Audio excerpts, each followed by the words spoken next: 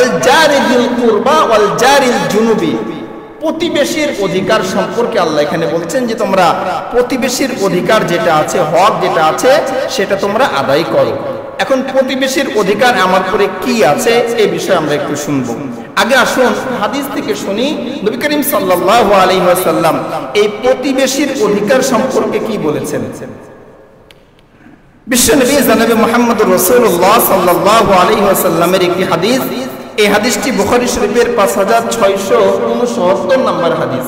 নবী করিম সাল্লাল্লাহু আলাইহি ওয়াসাল্লাম বলেন যে হযরতে জিবরাইল ফেরেশতা এতবার এত সংখ্যক প্রতিবেশী সম্পর্কে আমাকে বলেছেন, আমার মনে একটা ভয় জাগ্রত হয়েছিল যে এত যে প্রতিবেশী সম্পর্কে বলছে, এমন একটি সময় চলেই আসে নাকি যে সময় জিবরাইল ফেরেশতা আমাকে বলে যে আপনার অর্থ সম্পত্তির ওয়ারিস আপনার প্রতিবেশী হয়ে যায়। কথা বুঝে এসছে ভাই?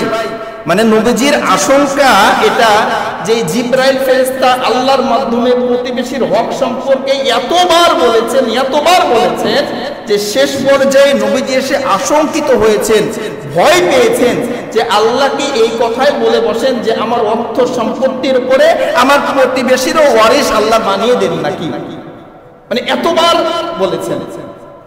তাহলে আপনি চিন্তা করেন স্বয়ং নবীকে আল্লাহ রাব্বুল আলামিন প্রতিবেশী সম্পর্কে কত বলেছেন যে নবীজির এই আশঙ্কা হয়েছিল যে আমার অর্থ সম্পত্তির মধ্যেও প্রতিবেশীর হক আল্লাহ দিয়ে দিন নাকি।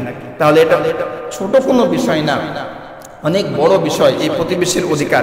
এ সম্পর্কে আরেকটি হাদিস শুনি।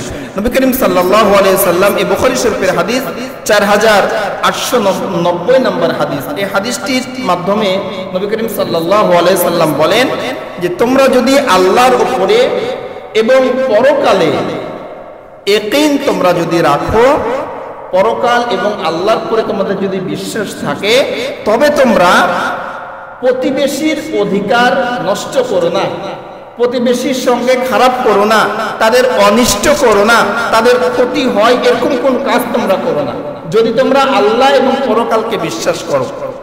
এখন আপনারাই বলেন আল্লাহর উপরে বিশ্বাস আছে তো?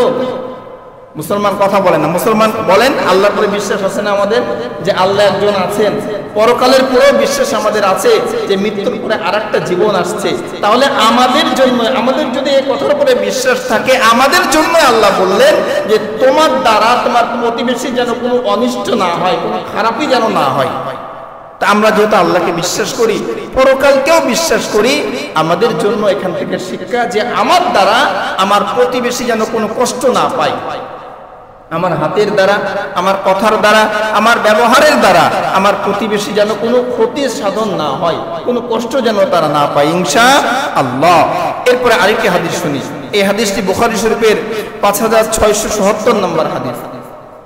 নবী করিম সাল্লাল্লাহু আলাইহি ওয়াসাল্লাম বলেন, আল্লাহ রাব্বুল আলামিনের শপথ, আল্লাহর শপথ, আল্লাহর শপথ, এইভাবে তিনবার আল্লাহ রাব্বুল আলামিনের শপথ করে নবী করিম সাল্লাল্লাহু আলাইহি ওয়াসাল্লাম বলেন, ওই ব্যক্তি মুমিন না, ওই ব্যক্তি মুমিন না, ওই ব্যক্তি মুমিন না যে ব্যক্তি তার প্রতিবেশীর সঙ্গে খারাপ ব্যবহার করে।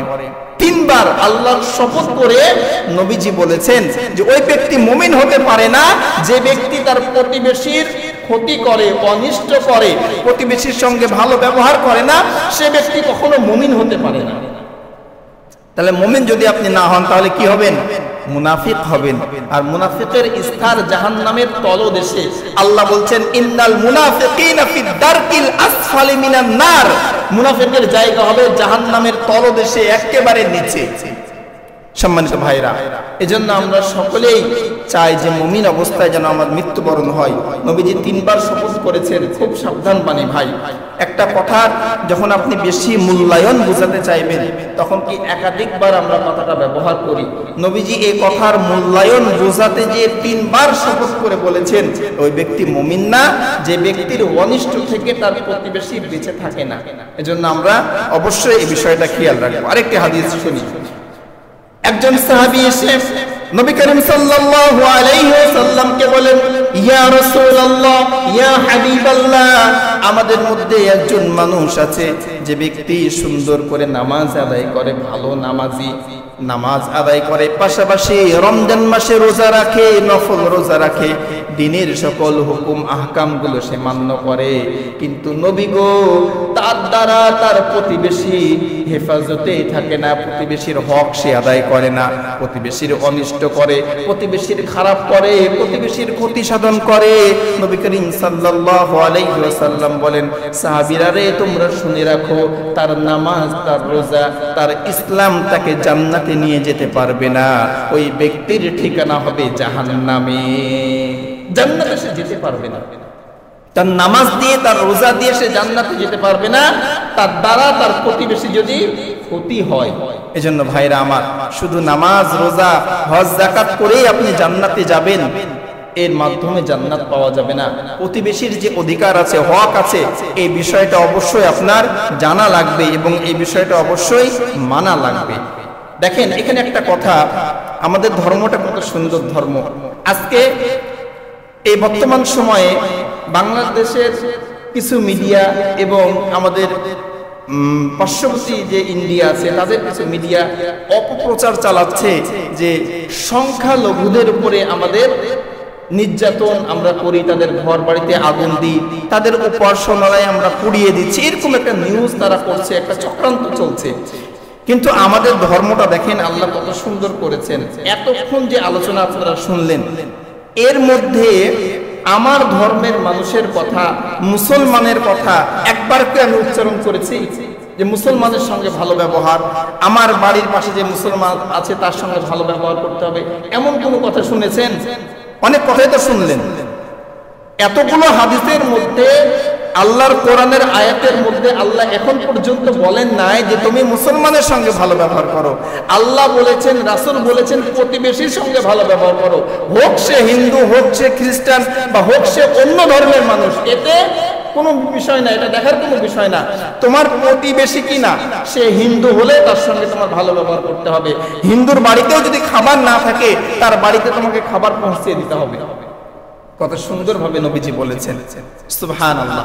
আর এই ক্ষেত্রে যদি আপনার প্রতিবেশী মুসলমান হয়, তাহলে আরো বড় একটি বড় বিষয়, আরো একটু ভালো বিষয়। আর ওই প্রতিবেশী যদি আপনার আত্মীয় হয়, দায়িত্ব তো আরো বেড়ে গেল। কথা কি বুঝে এসছে ভাই? আপনার বাড়ির পাশে একজন হিন্দুর বাড়ি, একটা মুসলমানের বাড়ি, আর একটা আপনার আত্মীয়র বাড়ি, তিনটাই আপনার প্রতিবেশী। তাহলে যে ব্যক্তি হিন্দু তার সঙ্গেও আপনার ভালো ব্যবহার করতে হবে, যে ব্যক্তি মুসলমান তার সঙ্গেও ভালো ব্যবহার করতে হবে, আর যে আপনার আত্মীয় প্লাস প্রতিবেশী তার সঙ্গে ভালো ব্যবহার করা, তার হক আদায় করা আপনার জন্য ডবল ফরজ, দুইবার ফরজ। সম্মানিত ভাইরা, একজন মুসলমান আরেকজন মুসলমানের ভাই, আল মুসলিমু আখুল মুসলিম, এক মুসলমান অপর মুসলমানের ভাই।